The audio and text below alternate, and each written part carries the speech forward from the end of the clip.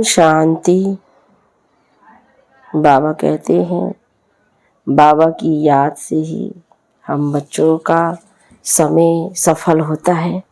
इसलिए व्यर्थ में इधर उधर अपना समय ना वेस्ट करके बाबा की याद से अपने समय को, जीवन को श्रेष्ठ बनाना है, आबाद करना है। इसके लिए अभ्यास करना है बीच बीच में बाबा की याद का। बाबा जैसा सेवाधारी बनकर के हम बच्चों के आगे आता है, ऐसे हम बच्चों को भी बाबा के समान सेवाधारी बनना है। और बाबा ने आज समझाया, जितना हो सके अंतर्मुखी बनकर के अंतर्मुखता का गुण धारण करना है। और अंतर्मुखता कैसे आएगी, इसके लिए हम सभी कार्य व्यवहार में रहते हुए आत्माभिमानी बनने का अभ्यास करें। सुनते हैं 17/12/2022 के बाप दादा के साकार महावाक्य में। बाबा बोले, मीठे बच्चे, इधर उधर बैठकर फालतू बातों में अपना टाइम वेस्ट मत करो। बाप की याद में रहो तो टाइम आबाद हो जाएगा। प्रश्न में, बाप का शो यानी नाम कौन से बच्चे निकाल सकते हैं जो बाप समान सेवा करते हैं? अगर हर कर्म बाप के समान हो तो बहुत बड़ा फल मिल जाएगा। बाबा हम बच्चों को आप समान बनाने के लिए पुरुषार्थ करा रहे हैं। दूसरा प्रश्न है, अंतर्मुखी किसे कहेंगे? तुम्हारी अंतर्मुखता निराली है कैसे? बाबा ने कहा, सोल कॉन्शियस होकर रहना ही अंतर्मुखी बनना है। अंदर जो आत्मा है उनको सब कुछ बाप से ही सुनना है। एक बाप से ही बुद्धि योग रख गुणवान बनना है। यही है निराली अंतर्मुखता। गीत बजा है ओम नमो शिवाय। ओम शांति। मीठे मीठे सिकिलदे बच्चों ने यह गीत सुना, बाप की महिमा सुनी और बाप की महिमा का फल फिर बच्चों को मिल रहा है। और बच्चे फिर बाप का भी शो करते हैं, परंतु शो तब करेंगे जब उन जैसी सर्विस करेंगे, वह फल भी भारी पाएंगे। अब तुम बच्चे प्रैक्टिकल में हो, भगत सिर्फ गाते रहते हैं। तुम जानते हो बाप दादा संगम पर हमारे सम्मुख बैठे हैं। बाप जरूर दादा के तन से ही बताएगा। ये बच्चों को पक्का निश्चय है कि हम पुरुषार्थ कर अवश्य बाप समान बनेंगे। बाप पतित पावन ज्ञान सागर है, उससे तुम पतित पावनी ज्ञान गंगा निकली हो। गंगाएं क्यों कहा जाता है? क्योंकि तुम सब सजनिया हो। सबको हम ज्ञान गंगा ही कहेंगे। बाबा आकर के जो हमको श्रेष्ठ ऊंचा ज्ञान देते हैं और उससे जो आत्मा धारण करके बाबा की सेवा में लगती हैं, तो बाबा उनको ज्ञान गंगा का टाइटल देते हैं। तो बाबा ने कहा, जितना हो सके सभी को ज्ञान के समान धारण करके और आत्माओं को भी देने का पाठ बजाना है, सेवा करनी है। तो अभी सम्मुख में हम बच्चों को बाबा दे रहे हैं। वह फल भी भारी पाएंगे जो सर्विस करेंगे। बाबा कहते हैं, सो तब करेंगे जब उन जैसी सर्विस करेंगे। अब तुम बच्चे प्रैक्टिकल में हो, भगत तो सिर्फ गाते रहते हैं। तुम जानते हो बाप दादा संगम पर हमारे सम्मुख बैठे हैं। बाप जरूर दादा के तन से ही बताएगा।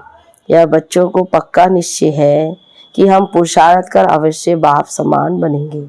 बाप पतित पावन ज्ञान सागर है, उससे तुम पतित पावनी ज्ञान गंगाएं निकली हो।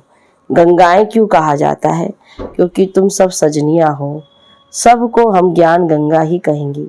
बच्चों को नशा चढ़ता है कि हम श्रीमत पर सारे विश्व के मनुष्य मात्र को सुख दे सकते हैं जो और कोई दे नहीं सकता। अब बाप आया है सबको सदगति देने और दिलाते भी हैं बच्चों द्वारा, क्योंकि करण करावन हार है ना। तो ऐसे बाप की श्रीमत पर जरूर चलना पड़े। बाप कहते हैं, जो करेगा और जितनी सर्विस करेगा वही 21 जन्मों के लिए उच्च प्रारब्ध पाएगा। परंतु तकदीर में नहीं है तो कुछ करते ही नहीं है बहुत सहज। दिन प्रतिदिन बाप बहुत अच्छी अच्छी पॉइंट्स देते रहते हैं और बाप कहते हैं जितनी झोली भरनी हो उतनी भर लो। ये मालूम भी अपने को पड़ सकता है कि हम अपनी झोली अच्छी रीति भर रहे हैं या कहाँ टाइम वेस्ट करते हैं। भक्ति में तो बहुत टाइम वेस्ट किया, एनर्जी वेस्ट की, पैसे भी बर्बाद किए, तो मेहनत भी बर्बाद की। देखो कितनी मेहनत करते हैं, जप तप दान तीर्थ आदि कितना करते हैं।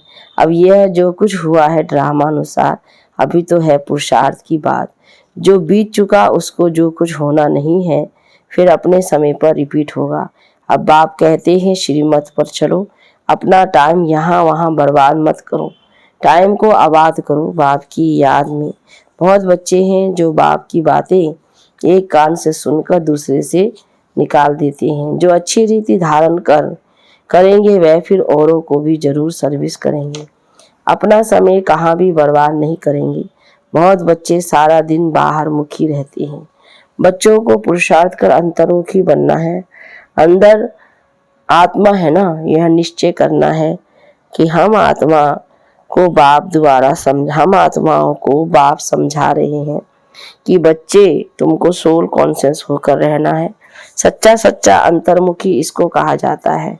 हमारे अंतर्मुखी होने की बातें ही निराली है। अंदर जो आत्मा है उनको सब कुछ बाप से ही सुनना है। अभी हम बच्चों को बाबा ऊंचे से ऊंची सच्ची सच्ची ज्ञान अमृत दे रहा है। बाप प्यार से बच्चों को बार बार समझाते हैं। माता पिता और जो भी अन्य भाई बहन हैं जो अच्छी सर्विस करते हैं उनसे तुमको सीखना है।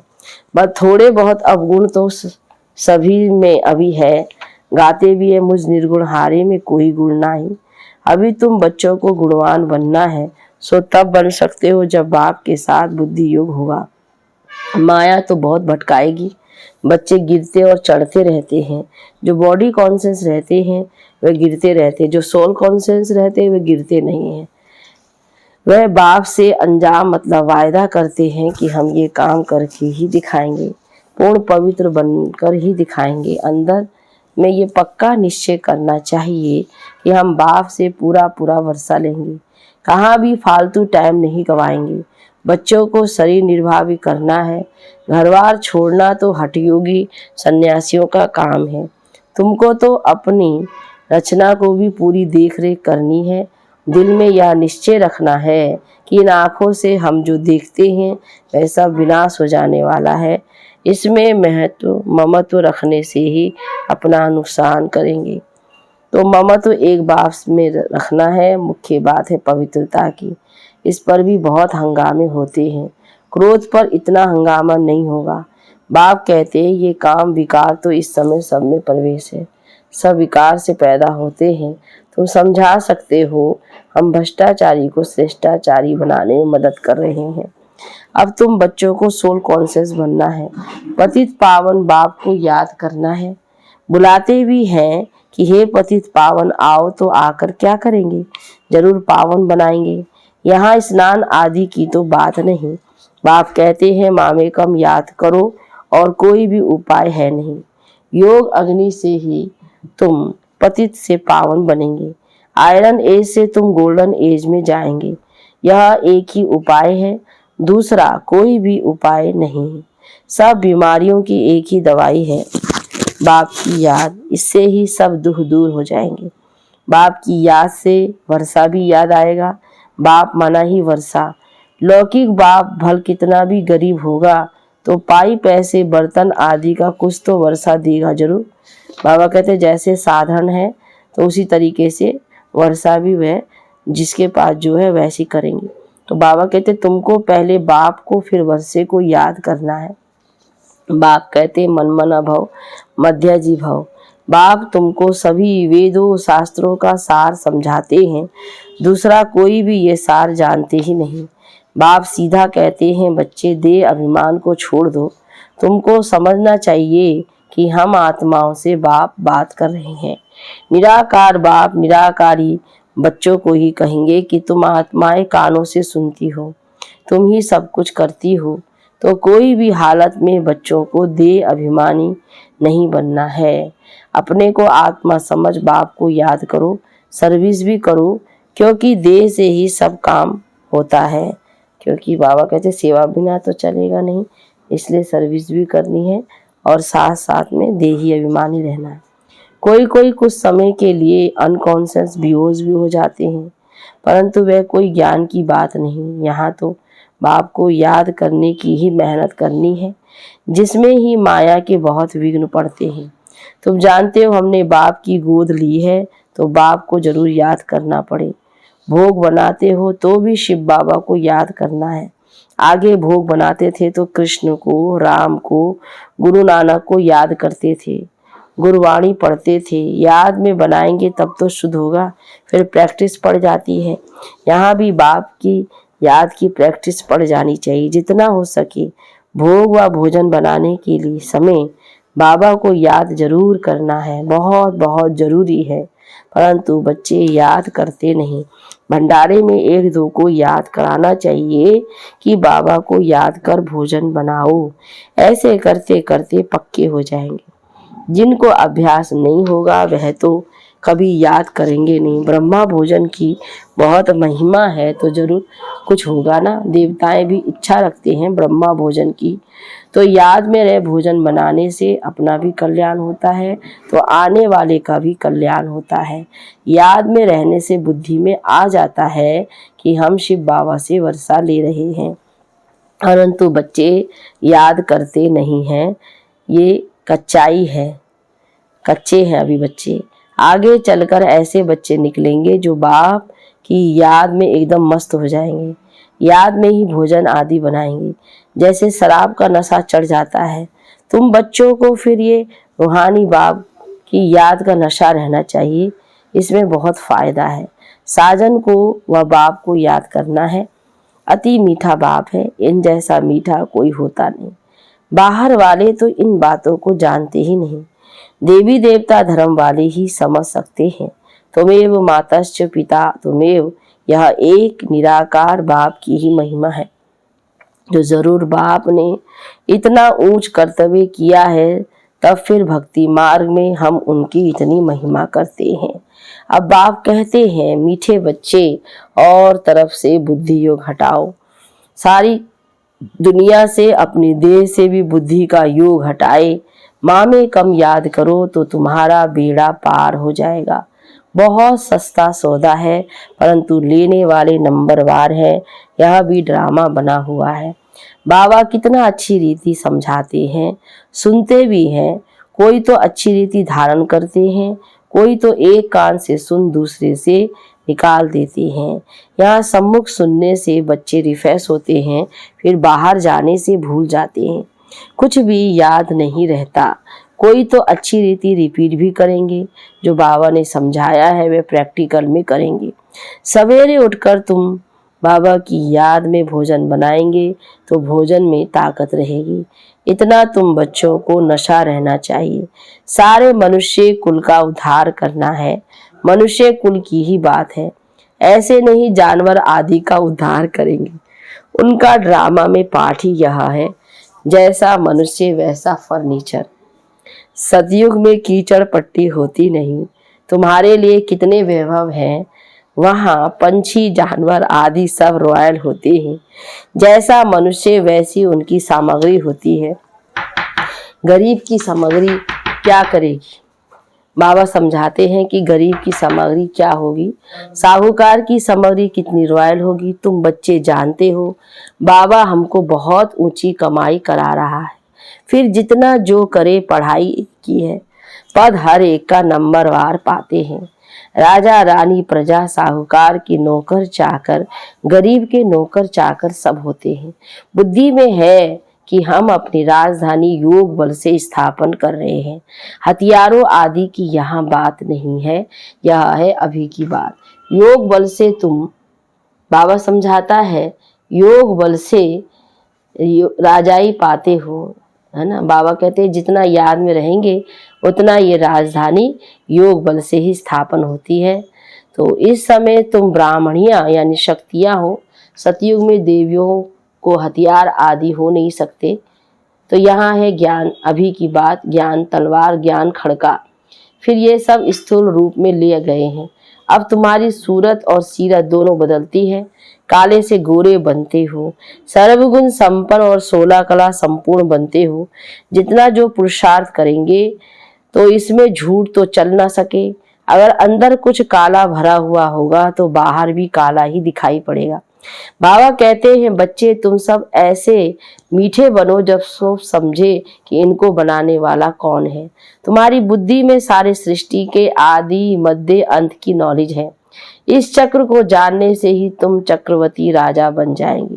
बोर्ड लगा दो कि रास्ता है बाप, वही सारी नॉलेज देते हैं। तुम हो ब्राह्मण, तुम्हारी जात से ही न्यारी है। तुम ब्रह्मा मुख वंशावली ब्राह्मणों को ही बाप नॉलेज सुना रहे हैं, तो शिव बाबा के साथ तुम्हारा कितना लव होना चाहिए। परंतु अच्छे अच्छे फर्स्ट क्लास बच्चे योग में फेल हो पड़ते हैं। बाबा ने आज याद के अभ्यास के लिए बहुत हम बच्चों को समझानी दी है। ज्ञान तो बड़ी सहज है, मुरली भी अच्छी चलाते हैं, परंतु योग में मेहनत है। याद से विकर्म विनाश करना, ये है मेहनत। बस इसमें बहुत फेल होते हैं। भगवान उवाच, तुमको मनुष्य से देवता पतित से पावन बनाने आया हूँ। ज्ञान से ही सदगति होती है, तो ज्ञान सागर को जरूर नॉलेज देना पड़े। बाकी पानी का सागर व नदियां थोड़े ही पावन बना सकती है। अभी तुम बच्चे समझते हो हम अपने लिए राजधानी स्थापन कर रहे हैं, आत्माभिमानी बन रहे हैं। हम बाबा से नॉलेज का वर्षा लेकर विश्व का मालिक बन जाएंगे। कहाँ उन्हों की बुद्धि, कहाँ तुम्हारी बुद्धि। वह सब विनाश के लिए काम करते, तुम स्थापना के लिए करते हो। तो यह बातें भूलनी नहीं चाहिए। परंतु जिनकी तकदीर में नहीं है तो धारणा करते ही नहीं। पुरुषार्थ करना चाहिए उच्च पद पाने के लिए। हम पास होकर उच्च नंबर ले भी चाहते भी है, परंतु मेहनत नहीं पहुंचती। यह है बेहद की पढ़ाई। बाप तो विश्व की बादशाही देते हैं, वंडर है ना। बहुत प्यार से समझाते हैं, बच्चे मुझे याद करो, हड्डी याद करना है। बाप फिर से आया हुआ है, हम जरूर बाप की मत पर चलकर पूरा वर्षा लेंगे। बाबा हम आपको जान गए हैं, बाबा को देखा भी नहीं है, घर बैठे भी टचिंग हो जाती है। कोई को थोड़ा सुनने से ही नशा चढ़ जाता है, तकदीर भी साथ देती है। कोई फिर संग दोष में आकर पढ़ाई छोड़ देते हैं। रावण मत वाले अलग हैं, ईश्वरीय मत वाले अलग हैं। बाबा कहते हैं, तुम बच्चे जानते हो कैसे राजा स्थापन हो रही है योग बल से। बाहुबल अनेक प्रकार का है, योग बल एक ही प्रकार का है। अच्छा मीठे मीठे सिकिल दे बच्चों प्रति माता पिता बाप दादा का याद प्यार और गुड मॉर्निंग। रूहानी बाप की रूहानी बच्चों को नमस्ते, रूहानी बच्चों की रूहानी बाप दादा को गुड मॉर्निंग। नमस्ते बाबा, नमस्ते। धारणा के लिए मुख्य सार पहली पॉइंट में, अंतर्मुखी बन एक बाप से ही सुनना है। एक बाप के साथ बुद्धि योग रख गुणवान बनना है, बाहर मुक्ता में नहीं आना है। दूसरी पॉइंट में, रूहानी बाप की याद के नशे में रह भोजन बनाना व खाना है, पक्का योगी बनना है। वरदान में है, स्वराज्य की स्मृति द्वारा तूफानों को तोहफा बनाने वाले अखंड सुख शांति संपन्न भव। विस्तार में है, अखंड सुख शांतिमय संपन्न जीवन का अनुभव करने के लिए स्वराज्य अधिकारी बनो। स्वराज्य अधिकारी के लिए तूफान अनुभवी बनाने वाले उड़ती कला का तोहफा बन जाते हैं। उन्हें साधन सल्वेशन व प्रशंसा के आधार पर सुख की अनुभूति नहीं होती, लेकिन परमात्मा प्राप्ति के आधार पर अखंड सुख शांति का अनुभव करते हैं। किसी भी प्रकार की अशांत करने वाली परिस्थितियां उनकी अखंड शांति को खंडित नहीं कर सकती। स्लोगन में है, सदा भरपूरता का अनुभव करना है तो दुआएं दो और दुआएं लो। अच्छा, ओम शांति, ओम शांति, ओम शांति।